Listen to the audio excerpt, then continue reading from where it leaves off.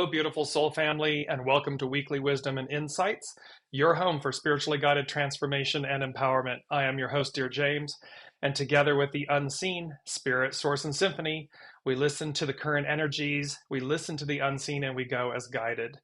And there are quite a few. We've got like 3 or 4 mega topics for this week, for these energies that are permeating and playing out in this new beginning. Because as you'll recall, the unseen has been guiding us to look forward, not back. So this is all about looking forward, going as guided, and really embracing what's transpiring. So let's jump into it all. And as you know, wherever you're joining from around the globe, put in the comments, say hello, and we incorporate your comments and questions throughout the broadcast. Okay, so let's jump into this.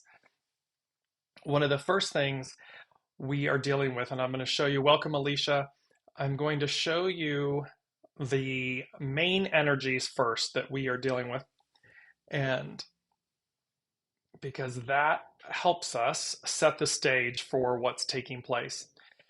And so all month long, it's an 11 month. November is an 11th month. So this whole crescendo and this building, this permeating of peace, and for us to take a deep breath and relax. And think about that in terms of your normal day. Just take, wherever you're meeting obstacles or frustration or fear, take a breath. It's all about peace and relax. The second number, which is the day, welcome Lorna, is the 8, and all next year is an 8, and we've been talking about this, unite, coming together. Welcome Elizabeth.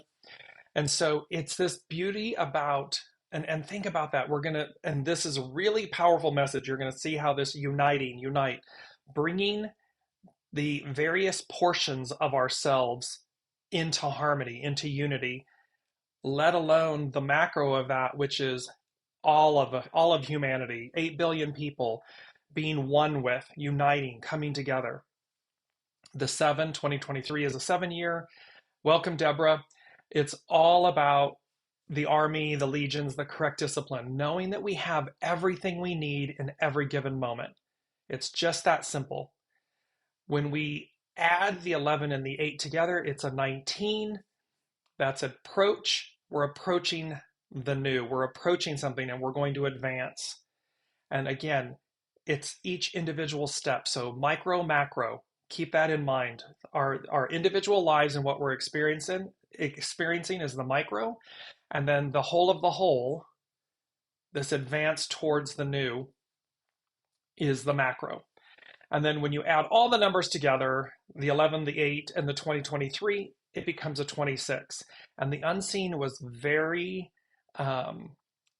insistent with me about this 26, because the 2 and the 6 is an 8, and so we have double 8s, and the 26 in the hexagram in the I Ching is controlled power, amplify. And I just want to bring up, we're gonna do this in 2 parts. This is from iFate. So hexagram 26, mountain over heaven. And it says, this vital hexagram explores the power of holding firm and standing your ground. Don't become distracted by luxury and leisure. Stay the course with courage and inner discipline. This can be a time of great gains and increased well-being. However, you must keep your footing despite strong currents tugging at you. So don't get distracted. Don't become overwhelmed. Stay your course. Keep your footing. It says, put your ideas and projects into motion. Cross the waters without apprehension. Welcome, Olivia. See, it's about crossing the waters, crossing into the new, crossing fears, cross the waters without apprehension. Honor your strengths to achieve great things. So it's about seeing ourselves, and we're going to see ourselves in this show today. So we're setting the stage with hexagram 26. This is the numbers. It's a doubling down of the 8. Now let's move into, um, we've looked at the main energies. We're going to look at the astrological influences because it's going to play back, they're going to play back into our main theme. So let's then go to the astrological influences playing out. And they are, as of today, Venus enters Libra, and Venus, the sign of beauty and love, entering the sign of Libra, justice, harmony. And so there will be a sense of amplified beauty in things. So look for the beauty in everything. Look for the beauty in the small and the large. On Saturday, we have a much more profound dynamic. 1111, very powerful master number, the most intuitive, doubling down. And it's the Mars-Uranus opposition. So Uranus, expecting the unexpected, is in Taurus, which means it's Earth.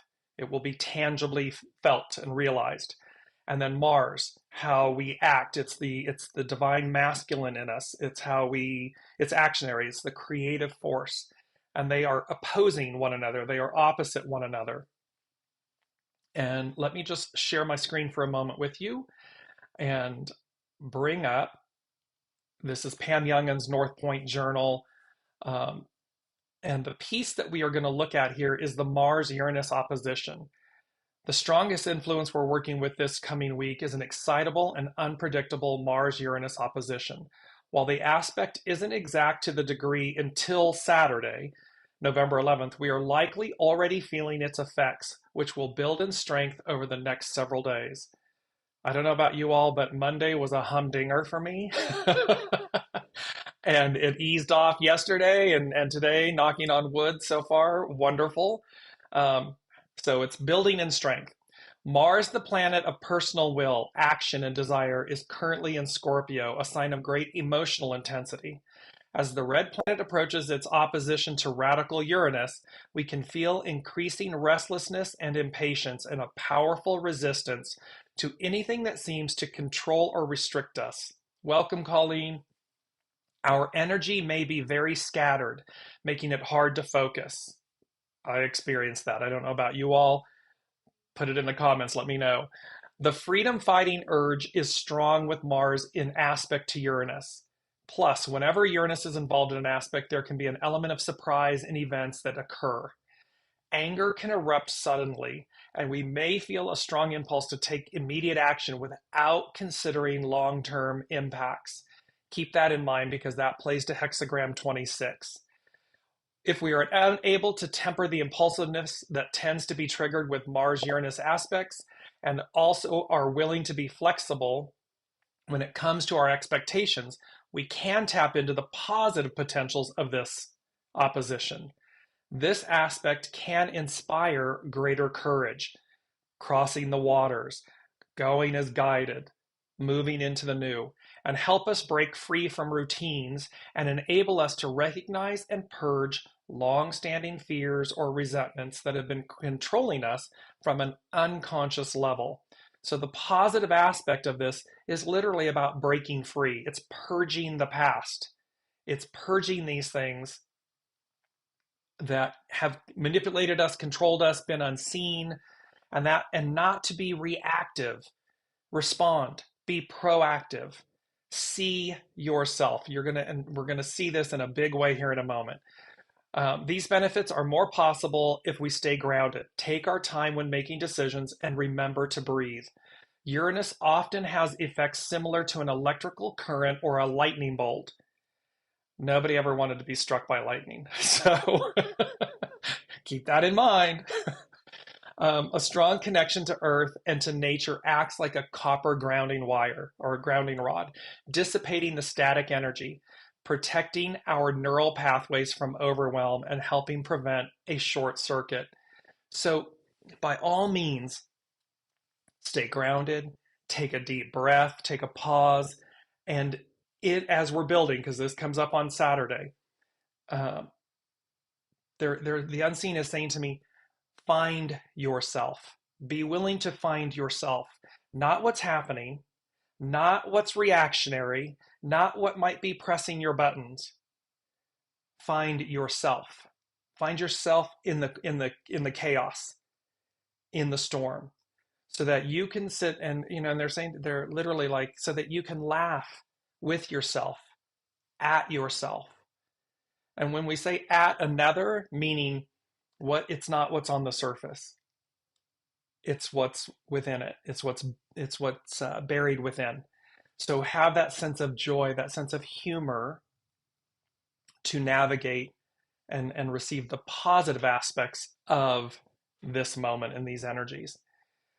Now let's move into the main entree. And Colleen is saying this is me all the time. Exactly. So you can more appreciate the profoundness of the moment. It is by calming ourselves that we're able to see ourselves, find ourselves. So let's move into the main theme here. And it's a big one. The main theme the unseen gave was reversal of fortune. And then I heard karma very loudly. Reversal of fortune, karma. Let the games begin. So we're going to take a deep dive here into what that all means. We're going to break it down. And I just want to let the games begin. So the let the games begin is a rallying cry to embrace the spirit of competition and fun. It can literally be from, ancient times and everything. Let the games begin. The Olympics and so forth. It's this rallying cry about embracing the spirit of competition and fun. Let the games begin. It can also signify the start of something exciting and memorable. So here's the unseen, reversal of fortune, karma. Let the games begin. Something exciting, the start of something exciting and memorable. It can also be interpreted as a metaphor for the various challenges and experiences that one encounters in life.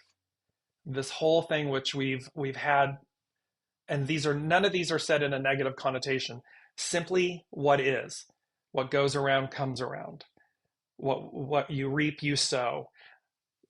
Remove all negative connotations and just hear them from the place of what the unseen is saying to us is reversal of fortune, karma, let the games begin.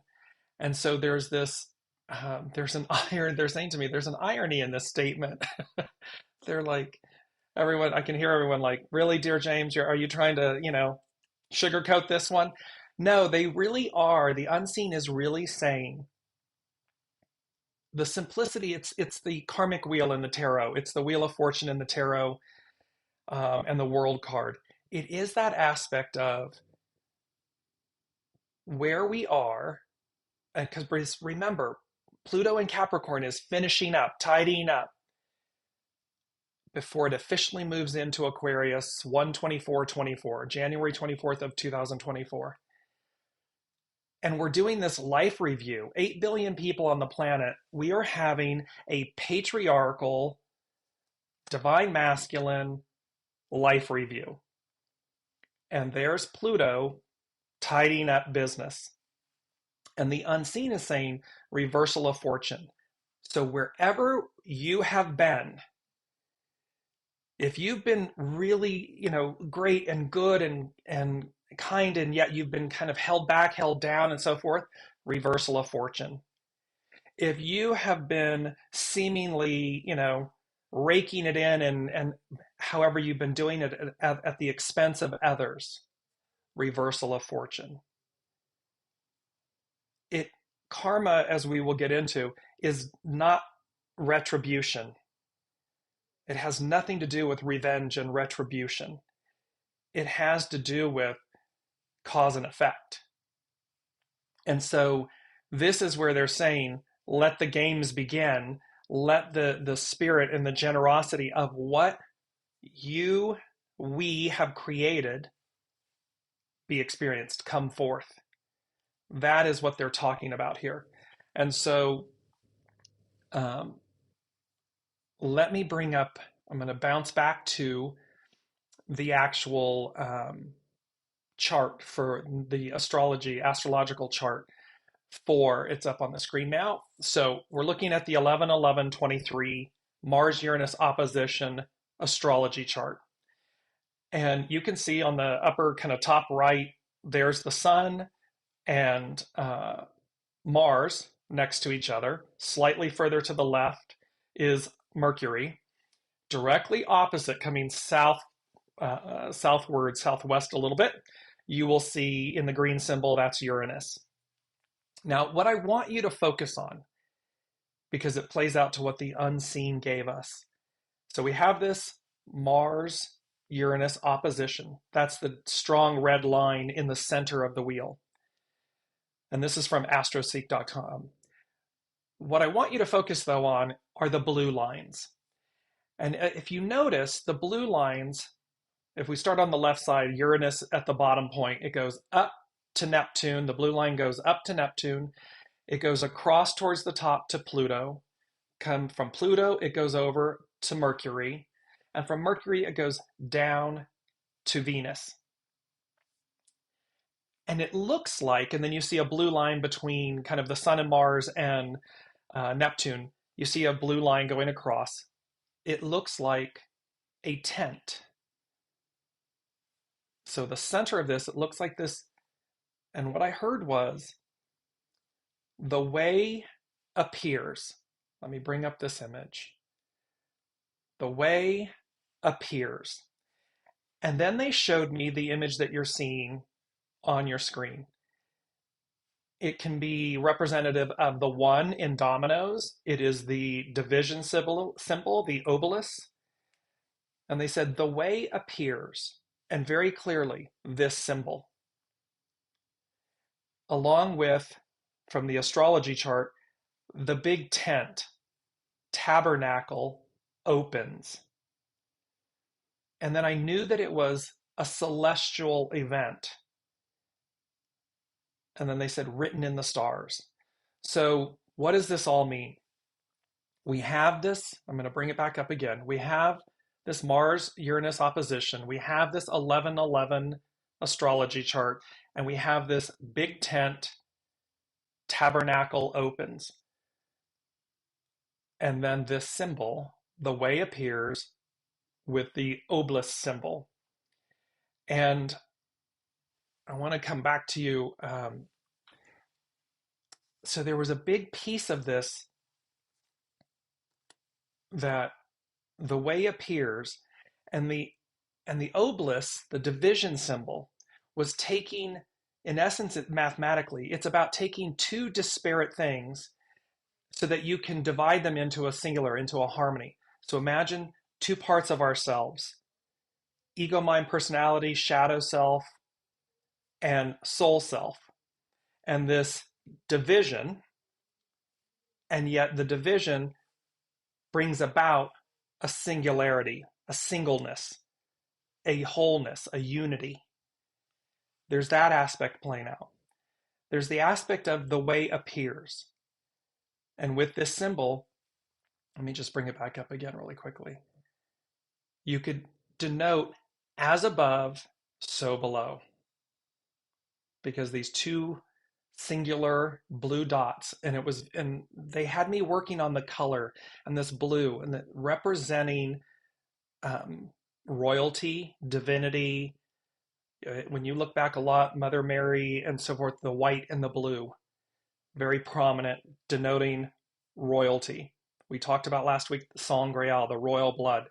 We're talking about this, and there's also this hierarchy of aspects of ourselves. There's a higher octave of ourselves, and how we reach that higher echelon, that higher achievement. And it is by choice. It is by soul choice, and it is by ego, mind, personality choice. We reach it because we align with ourselves. And look how harmonic.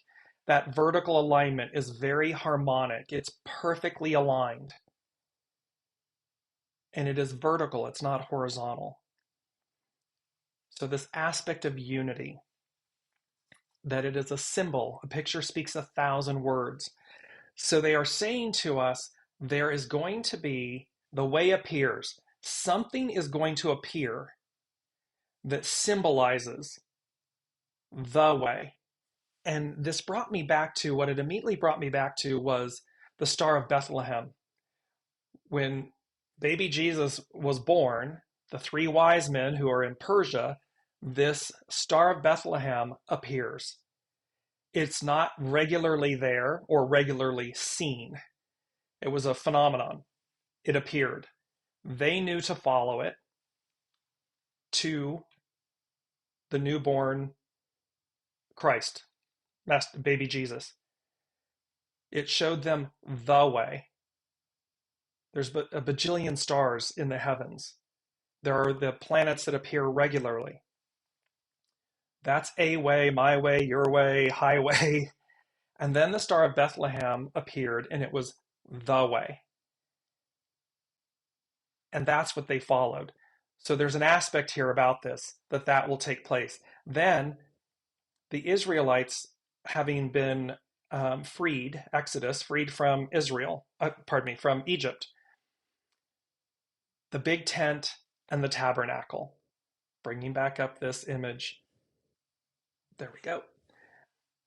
This tent in the middle. And remember from many shows ago, we had the big tent. It's very like the carousel, big tent exceeding. We're exceeding our previous selves. There's something greater on offer for us. So we have this big tent, and the tent, back at the time of Exodus, the tent, as the Israelites were moving their way to the promised land, to Canaan, they had the tent and the tabernacle. The big tent was the tent of presence. It's where they went to commune, to receive information. The tabernacle was the place of dwelling. That is where literally they speak of where Yahweh, the God of the Israelites, was with them, dwelled with them. And so we have these two big aspects, and they're saying to us, the way appears, the big tent, the tabernacle opens. It's a celestial occurrence or event. It's something we will see, like the Star of Bethlehem, in the skies, in the heavens. And then they said, written in the stars. So it's destined to occur, just as it did 2,000 plus years ago. I know. People have been waiting millennia for it. I understand. And yet, it doesn't make it any less true or any less possible. It just simply hasn't occurred yet. And that is one of the bigger points that they are making here with us.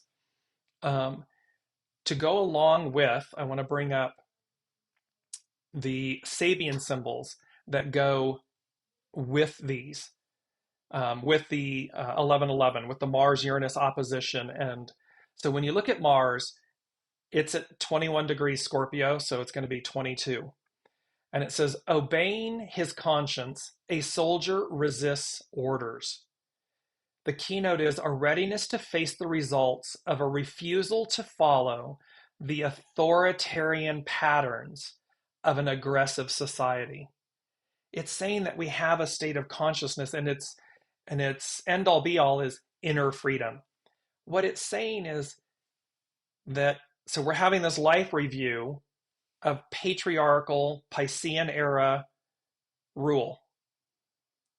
A readiness to face the results of a refusal to follow the authoritarian patterns of an aggressive society. We are turning away, we are shunning, we are being shown, Pluto, we are being shown the least among us, the shadow elements, to make a decision. Is this me? Is this what I want? Is this the world I wish to live in? And if it's not, then it's that inner freedom that allows you to say, I'm going this way. And that is about stillness.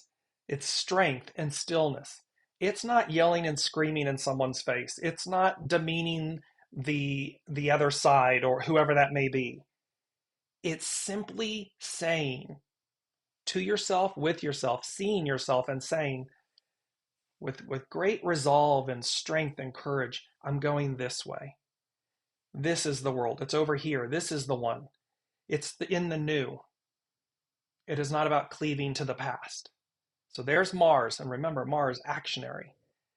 Here's Uranus, the unexpected. It's at Taurus 21, so it's Taurus 22. White dove flying over troubled waters. The keynote is the spiritual inspiration that comes to the individual in the overcoming of crisis. It's end all be all, and it says here we also are confronted with a symbol of guidance, and the dove flying over troubled waters reminds one of the story of Noah and the ark. Noah met his and mankind's crisis courageously and in complete obedience to God's promptings, soul source connection. The test completed, he received the dove's message. It is a message from the Holy Spirit announcing a new dispensation.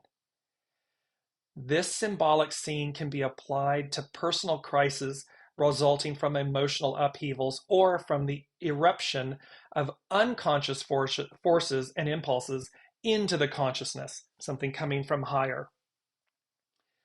If the crisis has been faced in the right spirit, this second stage symbol is in contrast to the preceding one because here it is not the product of a culture, a book, but instead the rhythm of cosmic, God-ordained cycles that reveals its conclusive beat through a living and concretely significant sign. This symbol, this sign, the way appears, the Star of Bethlehem.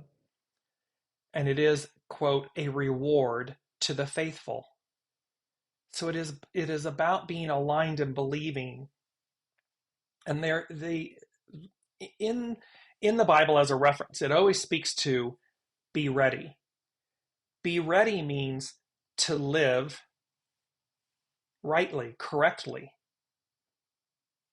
in alignment with right spirit, goodness, harmony, unity.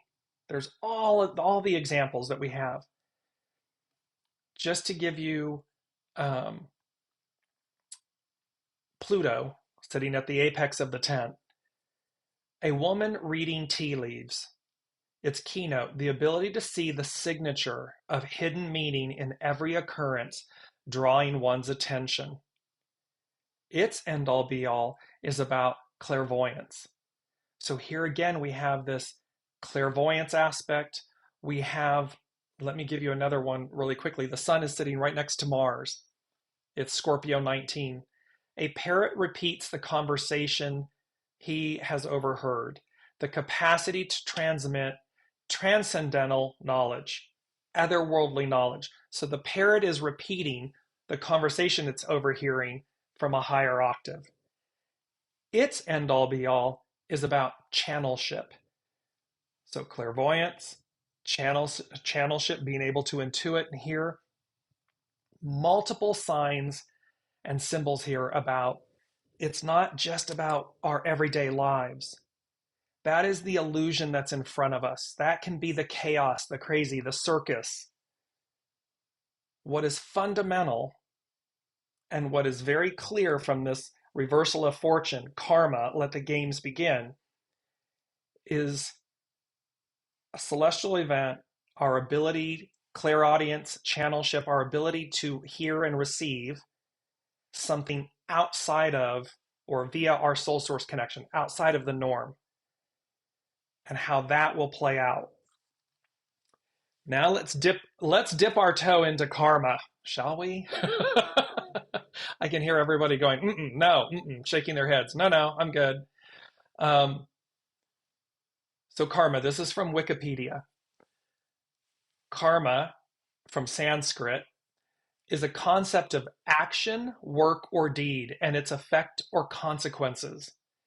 In Indian religions, the term more specifically refers to a principle of cause and effect, often descriptively called the principle of karma, where an individual's intent and actions cause influence their future effect.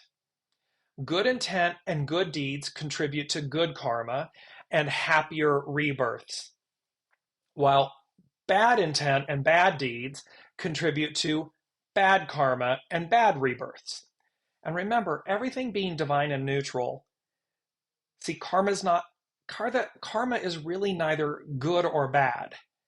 It's simply this, because it's energy, it's cause and effect.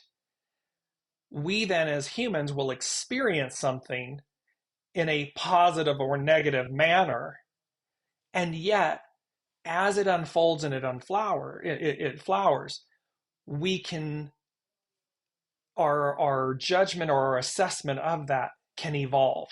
So something that we deemed really good might present itself. We might ebb through it and go, oh, well, now the burdens of all of this are heavy, so I don't know that that was such a good thing. And then we progress through it. Oh, it evolves again, and now that burden or that weight is less. We're back in this good place judgment of it. The same works in reverse. So, as per some scripture, there is no link between rebirths and karma that we know of. Meaning, I would say to you that because the idea that rebirth and karma are linked is because there is what I call bleed throughs. So with multi-incarnational aspects or past life aspects, and this was very important. Shirley MacLaine, it's coming to me, and I wanted to make a point about this. As she dove in very, voraciously into her, she wanted to know, is this all bunk or is this truth? And so she went about really discerning and diving into spirituality, her spirituality, the truth of spirituality, the truth of all of this, of the unseen. And she said, I had this epiphany.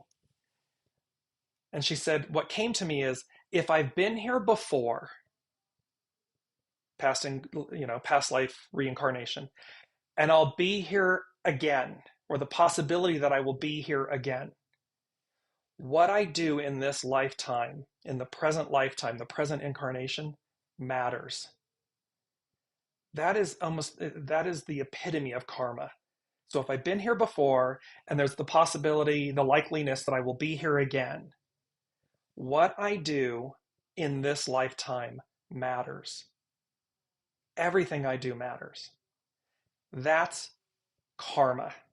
That is this huge aspect, reversal of fortune, karma. Let the games begin. And they said karma is often misunderstood as fate, destiny, or predetermination. The concept of karma is closely associated with the idea of rebirth in many schools of Indian religions, particularly in Hinduism, Buddhism, Jainism, and Sikhism, as well as Taoism. In these schools, karma in the present affects one's future in the current life, as well as the nature and quality of future lives, one's samsara. This concept has also been adopted in Western popular culture, in which the events that happen after a person's actions may be considered natural consequences of those actions.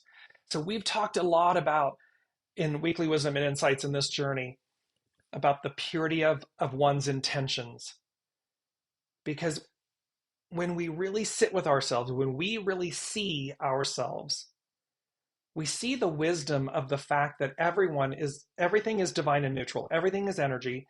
And each of us are characters in the other person's, the other soul's play, that we've asked them to come in and play a role.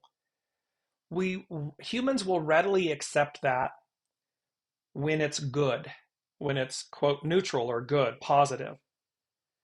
They revolt and reject it when it is something negative, or when it is something what we would classify as heinous, horrible.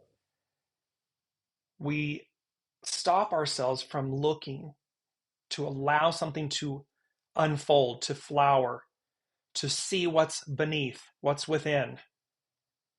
That's where the gold is, the patterns of gold. And speaking of patterns and symbols, let me bring up, it's called the endless knot.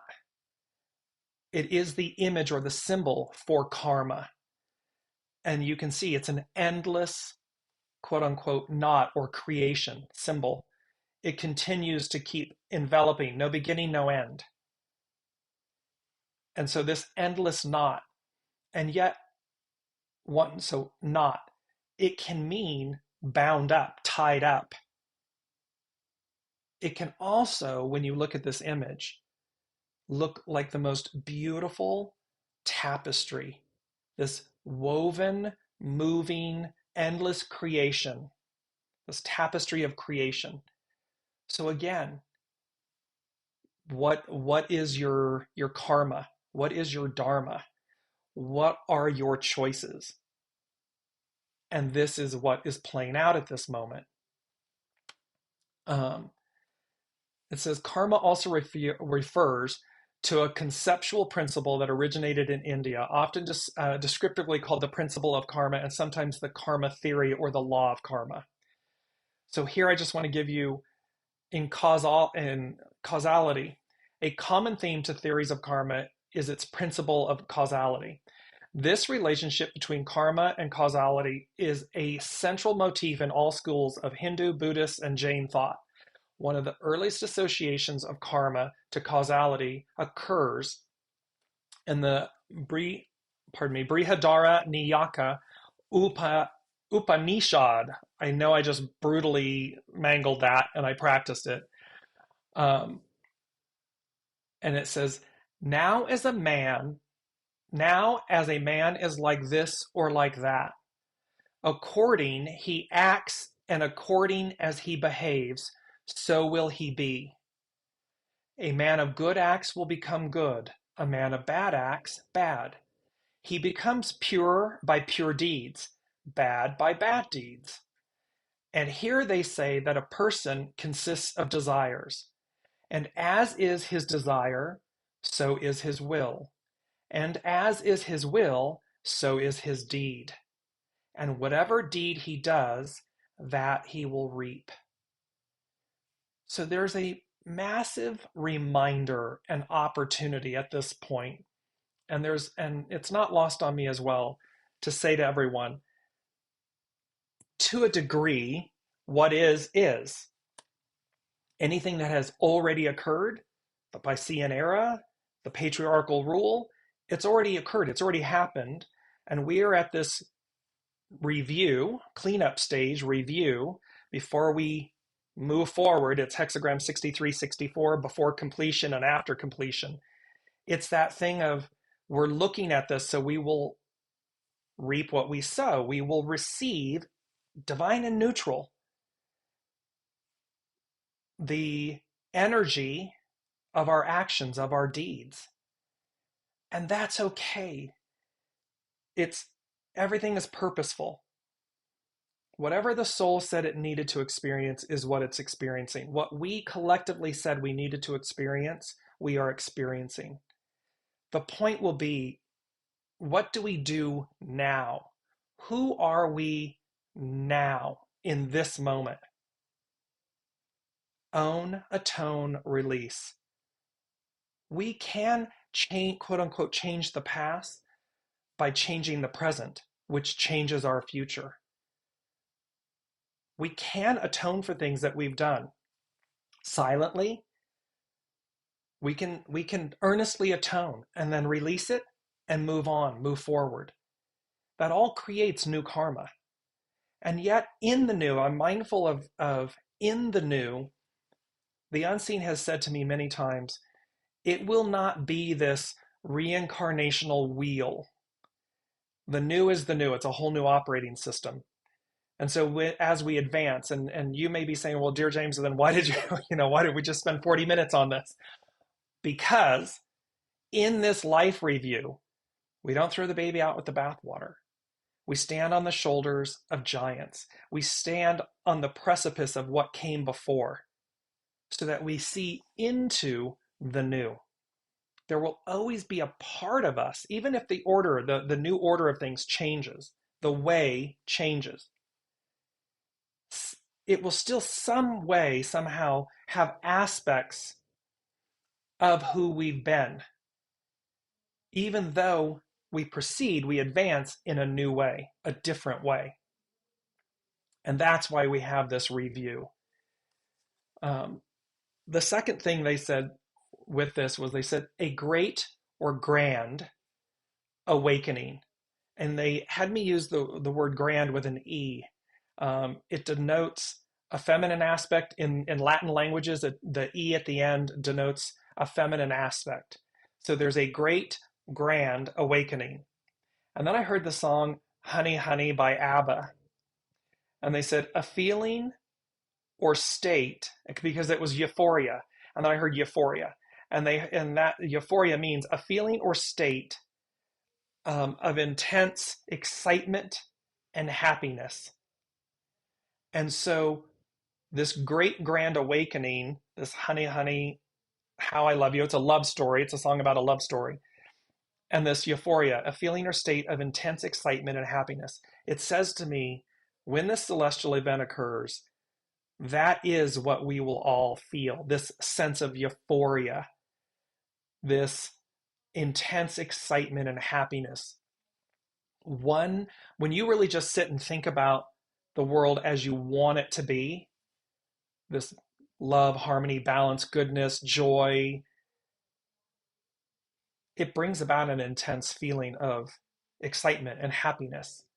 You want to get to it. Let me bring in Alicia saying, I tend to wonder about karma and planned life lessons when something bad or challenging happens to myself or someone else than with good occurrences. Karma is the only thing that makes bad events make any sense. However, remember, it's cause and effect. Karma is cause and effect. So whether it's our energy, our thoughts, our feelings, our intentions, because intentions are intent. What is the intent in any choice, in any decision you make in life? If there's a sense of illicitness, shadow aspects, negative, what we deem negative, that is at the root of the intention of the action. So its effect, its boomerang effect, what's going out is already coming back to us, is going to be then negative. Now, one can say, and keep in mind with karma, one can say, well, I was just having a happy, good old day, and then wham! Well, yes, because karma, energy, it's all moving at various speeds and moments. So remember, karma can be something that happened 100 lifetimes ago that's happening now. Or it can be from 10 days ago that's happening now.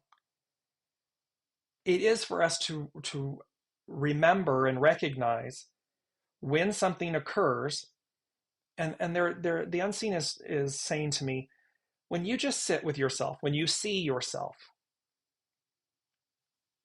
you will be able to go, yeah, I kind of remember that maybe I did something like that, or, oh, yeah, I've yelled at somebody before, and it may have been 10 years ago before, but you'll see yourself in the event.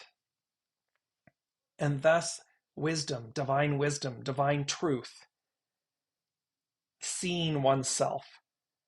And again, when it's something, oh, this person's so wonderful, and then something bad happens to them. But that may be an aspect of karma from a previous lifetime.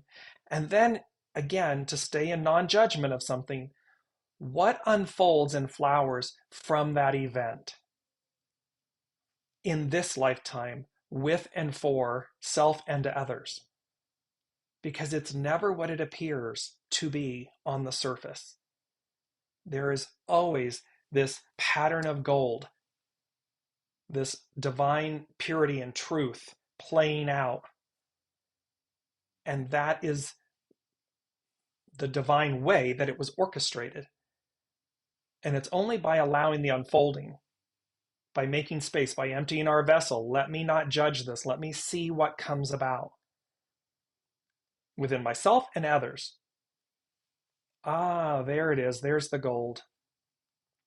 It may have come in a way that, quote, air quotes, we don't like, meaning, we're judging it. We don't like it. It's negative. And yet, the purity of its offering remains nonetheless. It will develop and flower. People will receive it and see it when they allow it. That it's in the allowing. Um, Let me bring in, I want to go to our mantra really quickly, um, and because it's so fitting with karma. I am the master of my experiences. This is so very, very true. I am the master of my experiences. So be the master, be the helmsman, be the captain. Choose better, choose wisely. And when we fall short, and we all do, it's a part of the human experience. When we fall short, own, atone, release. You don't need to beat yourself up. Your apology, your atoning isn't dependent on another person accepting it. Your surrender and your empowerment isn't dependent on others. The purity of your intentions is not dependent on others. You are the master of your experiences. It's that simple and that true. And what happens? You see in the upper left-hand corner of the image, this beautiful iridescent blue and turquoise butterfly. You're instantly reborn each time. It's just a matter of how it works. Um, Deborah's saying, I feel as if I have been in this review process, especially since Monday. Yes, it's big energies of review because they are saying, look, well, here's number 3, and it fits perfectly with what Deborah was just saying. They said, mirror, mirror on the wall. And of course, who's the fairest of them all? It's from Snow White. It's, and what they were saying is mirror, mirror on the wall. Honest reflection, purity, and purity of truth. So honest reflection and purity of truth. When when the queen asked the mirror told her all this time, "Oh, you're the fairest of them all. You're the fairest." And then along comes Snow White, and she says, "Snow White's the fairest of them all." Because there was something new in the realm, in the forest. Well, and what was required of the queen? What was required was honest reflection, purity of truth. She didn't like what she saw and she didn't like what she heard. She had been lying to herself. And the mirror wasn't lying to her because Snow White wasn't in the realm, in the forest, in the kingdom until that moment.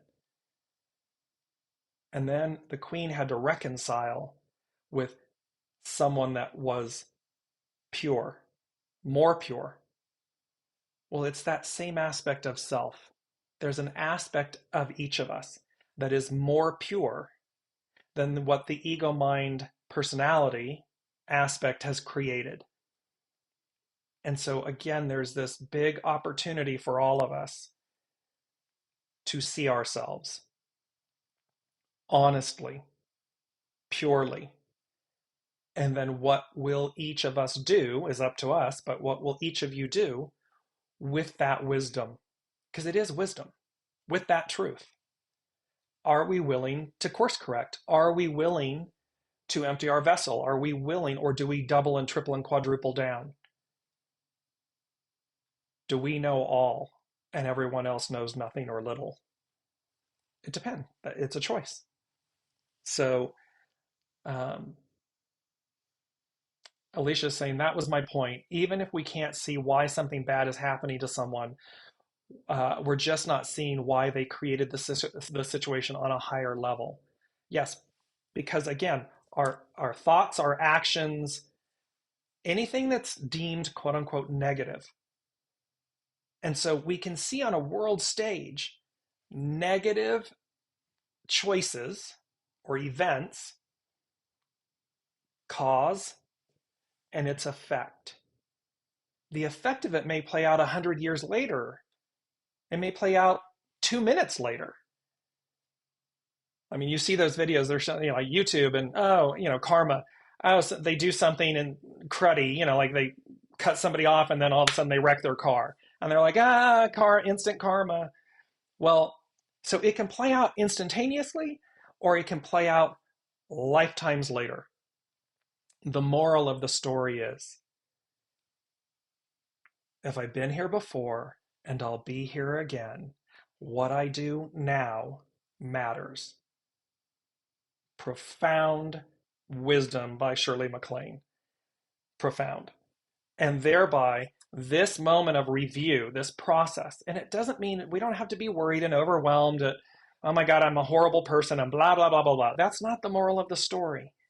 It's simply about right spirit, right energy, righting your ship.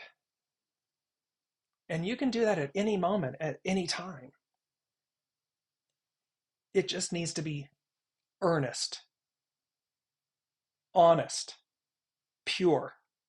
If it's manufactured and, oh, I'm just doing, pardon me, Hail Marys to get through, haha, nod and wink, that's not going to cut it. That's just more cause waiting for the effect of that intention, because look at the energy in that intention. So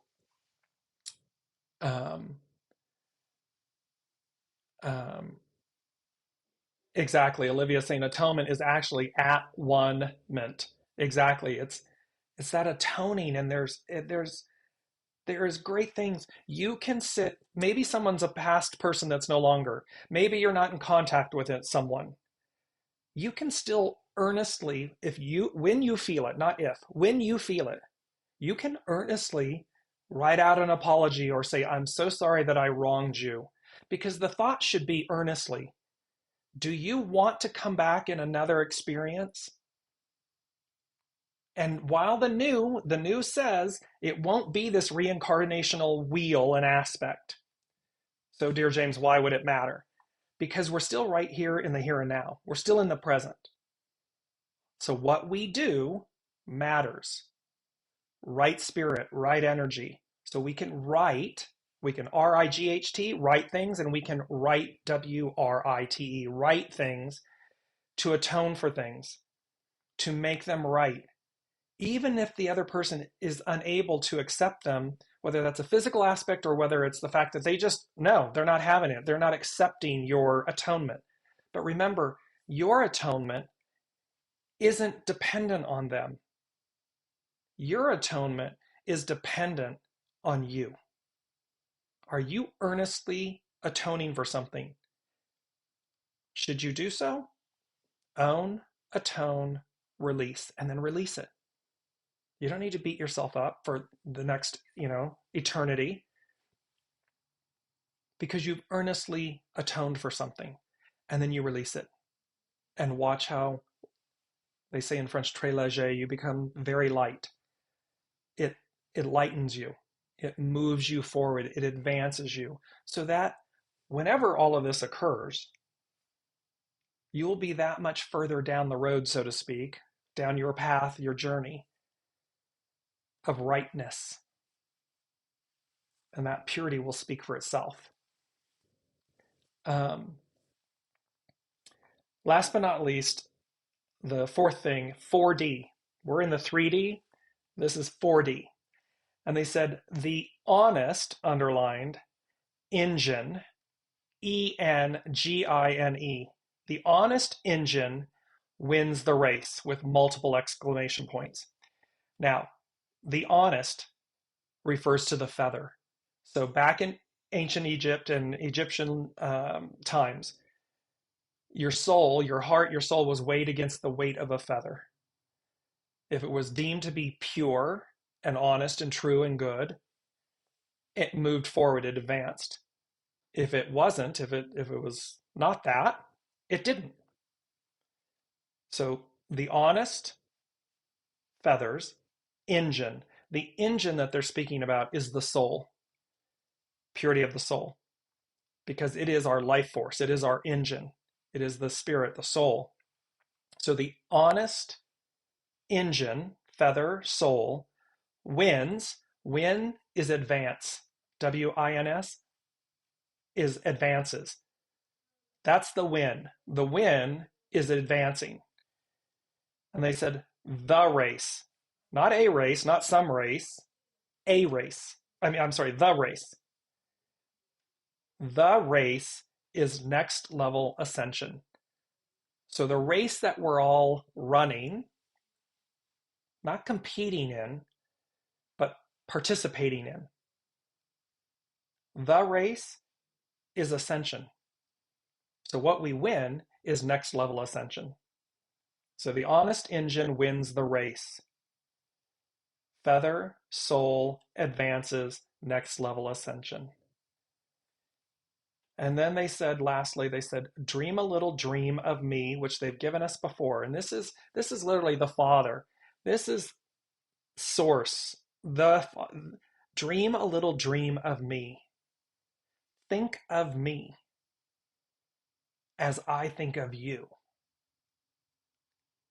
Whew, made me emotional for a second.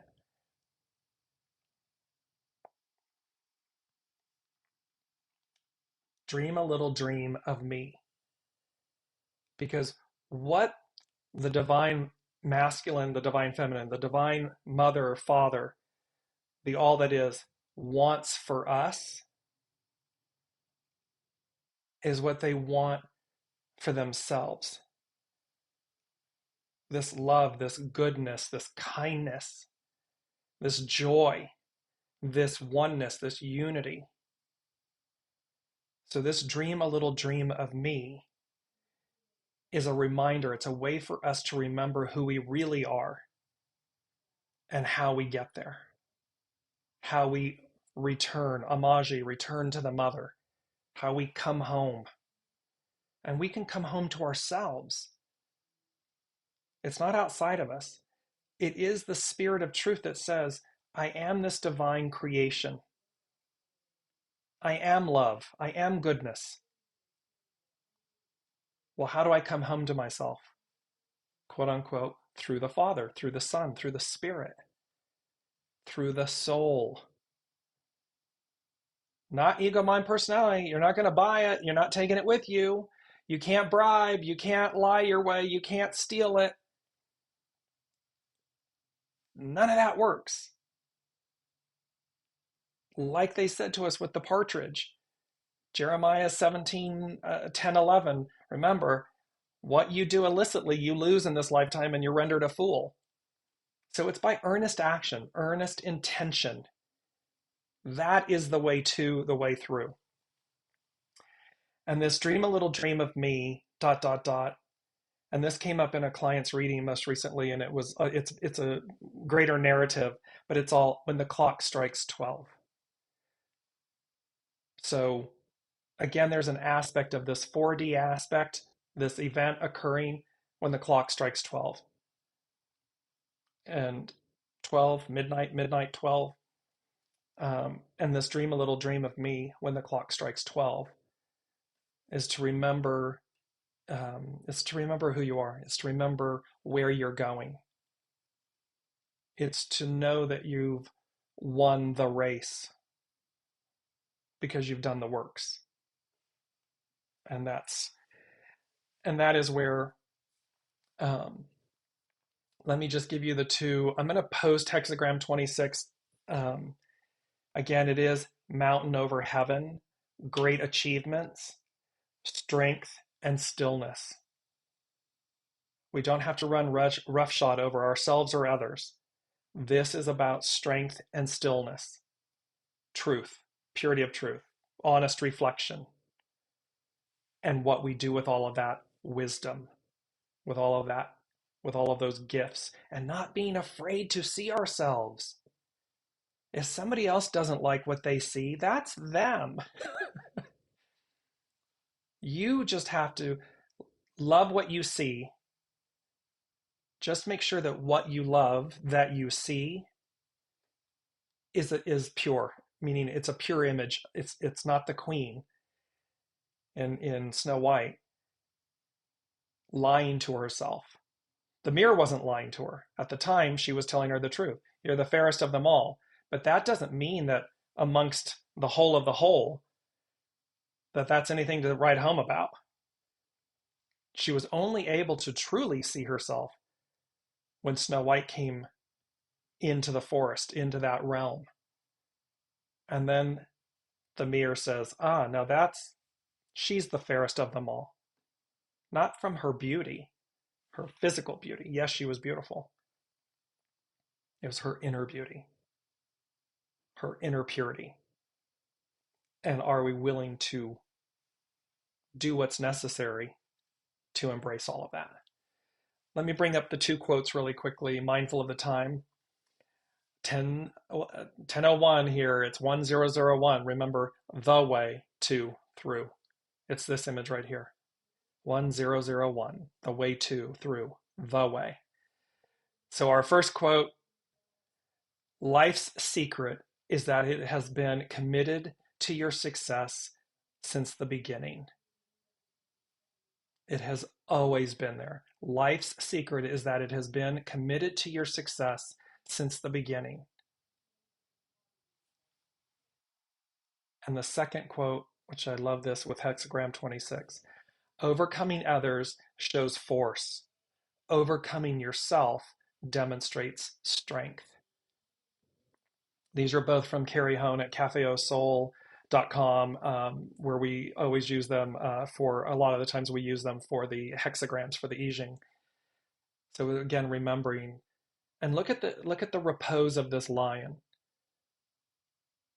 Overcoming others shows force. This lion isn't demonstrating force. Overcoming yourself demonstrates strength.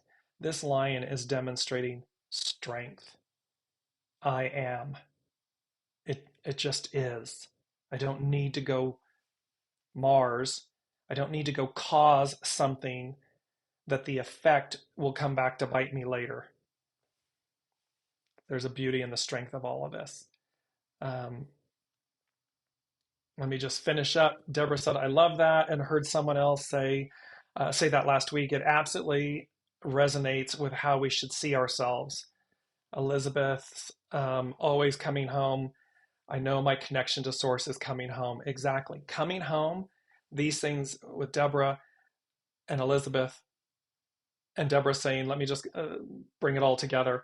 Wow, I love that about 12/midnight. Last night I heard this beeping sound and it woke me up. It was an alarm that had been set accidentally at midnight. Accidentally, air quotes. So yes, there's such a powerfulness of coming home. And that is the first realization. Let's close with that. Coming home means coming home to self, to soul source connection, Holy Spirit, right spirit, rightness.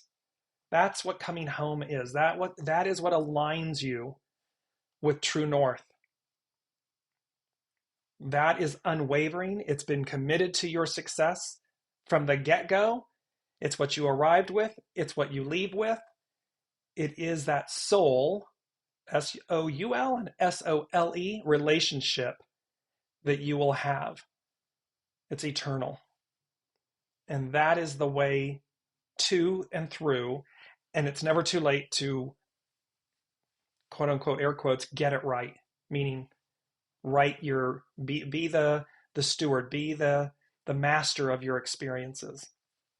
With that, I look forward to next week. Next week will be on the 15th. We'll be 2 days shy of our 2-year anniversary of Weekly Wisdom and Insights. And so I am very excited to see what the messages will be and to have all of you 2 years on this journey of self-renewal, self-discovery, and empowerment, purity of truth and intention, karma, creating new karma. So thank you all for your incredible presence, your comments, your energy, your love, and the beauty of your divinity. And we will see you next week.